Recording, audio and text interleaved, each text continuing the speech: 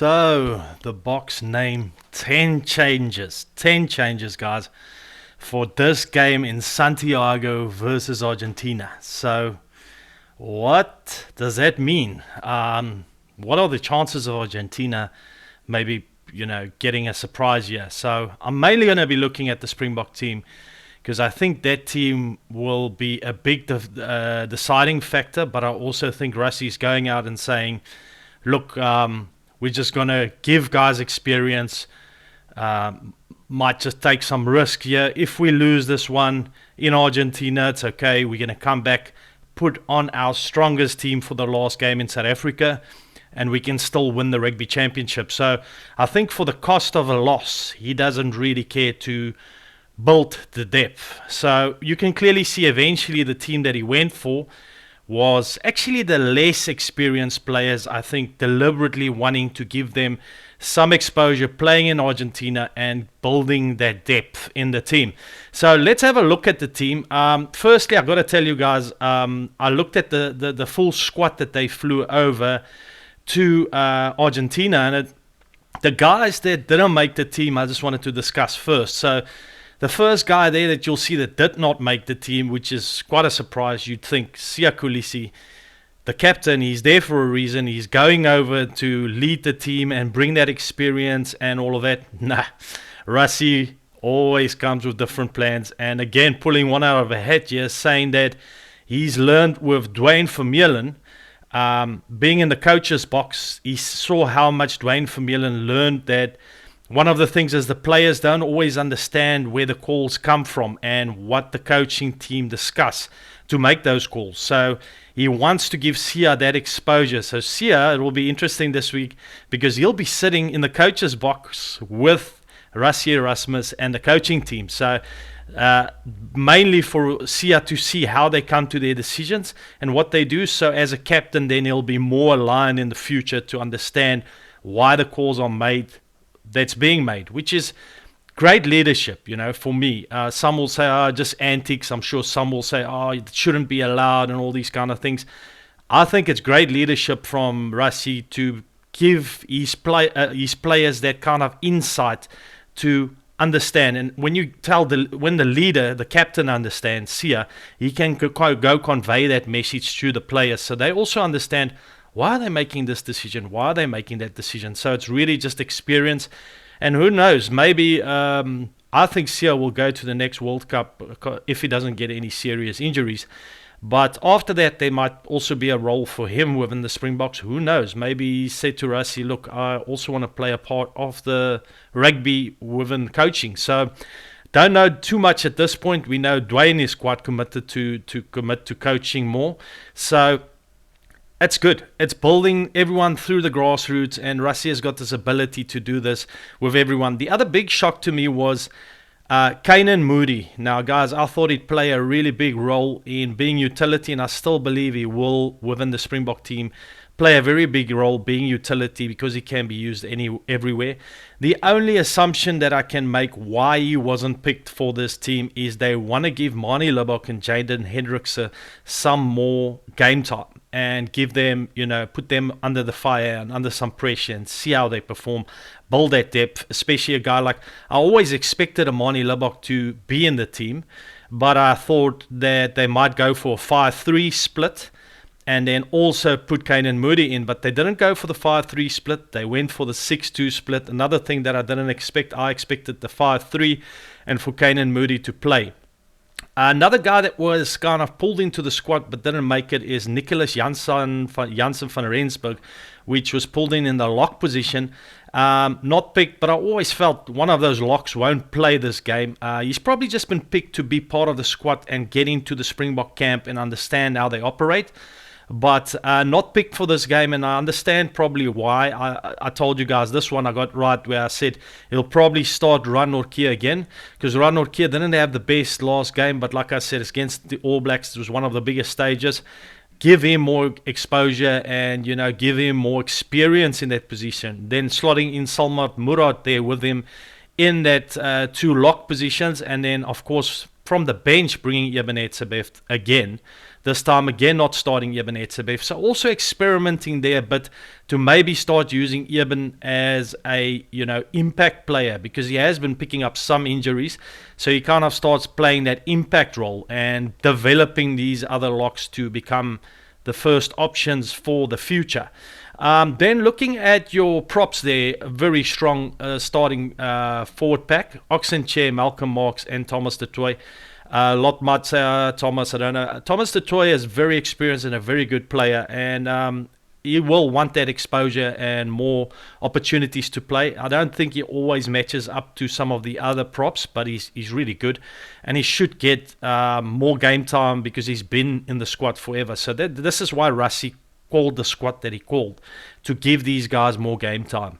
Oxenchair in there again, hard worker, but I'm sure maybe for that last game, Oxenchair will not be in the mix, maybe to give him some rest. I think it will be all dependent on if they go lose. If they go over there and lose this game, there might be a possibility that in that last game, Oxenchair might have to still be in the mix, but maybe not if they win this one. Then looking at the bench, you can see Jan-Hendrik Wessels again being developed. They want to use this guy because he's so versatile to come off the bench with some good impact.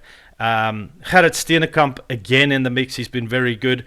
And then Vincent Koch, the experienced man, also coming off the bench. So Vincent, that's played a lot less lately, and I'm sure they also want to give him some good game time. So then going for basically 3 forwards there, so wanting to match up to Argentina with a forward type game. So going for that 6-2, and I think recognizing that the Argentinas are going to come hard over that breakdown. They're going to be very aggressive up front. And then, I think when you come to the loose forwards, interestingly, putting Ulrich Low on the bench, as we know, Sia not playing, Ulrich Low on the bench, which is, he is a bit more experienced than Ben Jason Dixon, and probably want to give Ben Jason Dixon some more game time, because he's been good where he's been on. I like both of them, Ben Jason Dixon and Ulrich Low, a lot. So Ulrich Low from the bench, Ben Jason Dixon starting, Marco van Staden getting some more starting game time because he's always also been from the bench lately for a lot of games. And then Jasper Wiese, I think the main thing they'll want to see there is better discipline from Jasper Wiese. It is something he's got to definitely work on for the future in Springbok jersey as they try and minimize those mistakes. That is the forwards, guys, very much just the forwards. And then, of course, Eben Etzebeth also from the bench, as I mentioned, as impact. Then looking at that back line, the back line is pretty much what I thought when I heard the news come out that Grant Williams won't be going with probably injury. I kind of knew, okay, it's going to be Kobus Reinach and Jaden Hendrickse from the bench. I knew that Kobus Reinach will start with Andre Pollard as they're trying to keep that combination. And then, of course, they'll use then Jaden Hendrickse to become that combination with Manie Libbok. So kind of now, if they play this game, you're going to have a Jaden Hendrickse being a combination of a Manie Libbok. You're going to have a Andre Pollard and a Kobus Reinach as a combination. And then you're going to have a Grant Williams and Ngoma Zulu as another pairing. I'm sure they'll mix it up sometimes, but that's clearly what they're trying to do here. Sometimes wonder about that combination of a Andre and a Kobus. It's not fire to me like a Faf and Andre Pollard used to fire. So it'll be interesting to see if they can also start developing that combo and really start looking very good, because Grant Williams has just looked the best with all these fly-offs for me. Then looking at your centers, we expected that. Lucanio Am then slotting into that 12th position. That should be exciting to see how he holds up in that position, but I think he'll be really good. Jesse Kriel again on that outside position. Played in many games now for the Springboks. Maybe he will be arrested for the last game as well. And then looking at those wingers, Makazolo Mampimpi and Kurtley Orense was the expected wingers. That's pretty much who they took. And then Apalele Fasi on fullback, which was expected. So that backline line, pretty much what I expected, except for the fact that a Kanan Moody is not there. But then thinking of it, a Kanan Moody, why did they fly him with then? But I think they weren't too sure if they were going to use him. But then, they were not going to leave a Manie Libbok out. And they were going to want to put Jaden Hendricks on from the bench. They were going to play another scrum off and another fly off. So those was two positions was always going to be taken. I think the decision was, do we go 5-3, and then you would have definitely seen Canan Moody in this team, or do we go 6-2? And they went for the 6-2, which means pretty much Canan Moody will not play this game, but maybe he flies back and he still plays in that final game. But yeah, Canan Moody then not getting his opportunity in this game. It doesn't really. It's definitely gonna. It's not as strong as it could be having a Canan Moody there, I feel, from a backline perspective, because Canan would be great if Fussy doesn't have a good game to drop him in on fullback. There's just a lot more versatility. But then again, Marnie Libbok, what? How can I say that? Marnie Libbok can come drop in anywhere there. Maybe just, I don't know if Marnie is really the best type of center player to go in and slot in at center if he has to, as utility, but he can do it. So he can slot in anywhere, just like Canan Moody can. For me personally, just as a player, I prefer Canan Moody in any of those positions as impact, but they need to give Marnie game time to start seeing if Marnie's going to start getting it right. And I know it's one thing to focus on. How does he kick to the posts? He's not been great when he's come on now, and he needs to be better in this game. So, yes, guys, that is the team. So, my final thoughts on this team and how they'll match up against Argentina. I'm not going to look at the Argentina team just because simply it's always very similar. They're playing at home. Most players that will be available, and it'll be the usual Argentinian team. We know what we're going to get with Argentina, the same as what we got against the All Blacks when they won that game. They're going to be very aggressive over the breakdown, and I think they have a very, very good shot, Argentina, to snatch this one. And they'll be licking their lips for this opportunity. They're like, oh, okay, Springboks, this is what you bring. Okay, you underestimate us, let us show you. But I think Rassie wants it to go down to the grit for these players that's not that experienced to really go out there, show their mongrels, show their discipline, and go show that they are just as good as the so-called A side and that they can pull this through. And you still got loads of experience. You call this the B side. There's a lot of youth in there, but if you just look at that back line, they all experience. Maybe the least there would be Apelele Fasi. The guys coming from the bench, you still got a Marnie Libbok, very experienced, and then you got lots of experience up front also in Che, Malcolm Marks, Eben Etzebeth, Kwacha Smith, loads of guys coming in the forwards from the bench and starting. So definitely a strong enough team for me this to still go beat Argentina there, but this one's going to come down to the wire. Can I call it against the Springboks? Man, I just don't. I won't do that because just purely I feel at the moment the form that the Springboks is in, and they will go out there to want to prove this team that they can still win over there with this team because there's enough experience and a lot of these youngsters do want to just keep standing up and be better. Biggest determining factor I think is going to be Argentina's good at the lineouts. If the Springboks can sort out their lineout issues, that is one thing that I'm really keen to see what's going to happen. And there's an interesting thing there where they're going to have to use a Marco van Staden and slot him into a hooker position. Say Malcolm Marks gets an injury. I do think is it Jan-Hendrik Wessels that can also play hooker. But yeah, they got some options, but not experienced hookers. So as soon as that, if something had to happen to Marks, which we don't want, he's just gone through an injury. We need to, and I think maybe the Springboks will probably second half just experiment. If the scoreline allows that, they might experiment. If it's very tight, they might not, and Marks might have to play a full game. But if not, and they kind of have some leeway, they might put on a Marco van Staden in this game on hooker, switch him to hooker at some point to give him more game time there, and you might think that's crazy. What's crazy with the Springboks? They used Ches and Colby in the last game to throw in the line-out. So never doubt Rassie. And I do think Rassie might experiment on that hooker position this week. He might do it anyway. Doesn't matter what the scoreline is. I think you might be surprised to see a Marco van Staden at some point switch to hooker.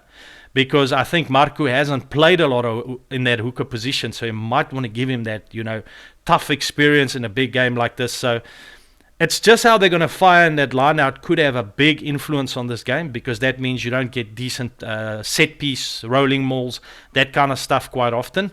So that will be a big determining factor. But I've got to say, this back line should be lethal. There is a lot of pace between an Orange, Jesse Creel, a Mapimpi, and a Fassi, and Mani Lubbock and Jaden Hendrickson from the bench. If you just really think about it, if they're still going to play your expansive brand of rugby, they can still win this game quite well. I do think it's going to get down to that towards the second half, where the Springboks will, I think in the first half, I think we'll go into halftime with Argentina leading by about 5 points.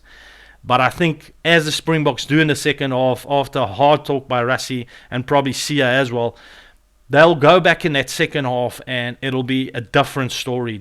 I just think when they start clicking and getting things right, I'm going to go Springboks win this one by 8 points. It's still not big considering what they have done to the Argentines before. But remember, they're playing there in Santiago.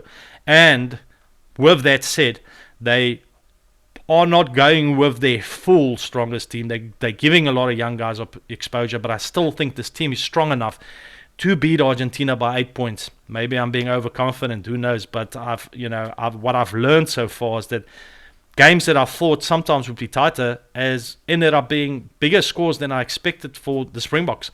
But they are putting themselves up against it here against Argentina just purely because of traveling, all of that having to be, factored in. And kind of in the back of their minds, they know, we can slip this one. And then a lot of young guys coming in, maybe some challenges around that hooker position and the locks, finding each other and not having any a second option, really, like a expert or a really like a Bongi Mbonambi to step in for marks.